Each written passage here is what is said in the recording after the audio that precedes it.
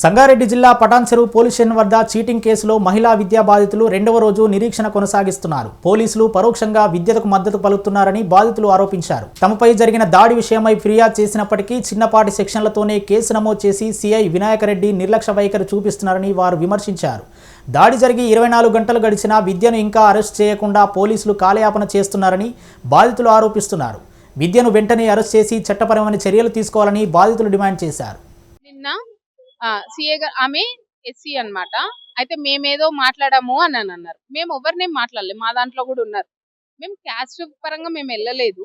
కాకపోతే మీరు ఇంత చేసినప్పుడు, హైలైట్ చేస్తున్నప్పుడు తను అంటే మీకు క్యాస్ట్ మీద కూడా తను కేసు పెట్టొచ్చు అని ఓపెన్ గా పోలీసు వాళ్ళే చెప్తే ఆమె అలర్ట్ కాదా ఇట్లాంటి వాటికి? మరి అప్పుడు ఎవరు రెస్పాన్సిబిలిటీ ఉంటారు? రెడ్డి కాదు, అది తప్పుగా రాశారు.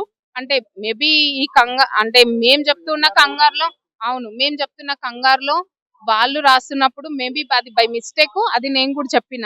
ఆయన పేరు దిద్ది రాజశేఖర్ మాత్రమే, రెడ్డి కాదు అతను. కాకపోతే ఎఫ్ఐఆర్ లో కూడా అలానే వచ్చింది. మేబీ అది కూడా తప్పు, ఈయన ఆయన కాదు అని కూడా చెప్పొచ్చు రేపు పొద్దున ఆయన తీసుకొచ్చినప్పుడు. నేను క్లియర్ గా చెప్తున్నా, చెప్పింది నేనే స్టేట్మెంట్ ఇచ్చాను. దిద్ది రాజశేఖర్ మాత్రమే ఆయన పేరు, కాకపోతే బై మిస్టేక్ లో అక్కడ పడింది. చెవిరెడ్డి భాస్కర్ రెడ్డి బినామీ పిపాసి 2000 కోట్లు ప్రొటెక్షన్ చేయడానికి నాకు డబ్బులు ఇస్తుండు. కంటైనర్లు కొనడానికి నాకు డబ్బులు కావాలని చెప్పి కొన్ని డబ్బులు అట్లా తీసుకుంది అందరి దగ్గర.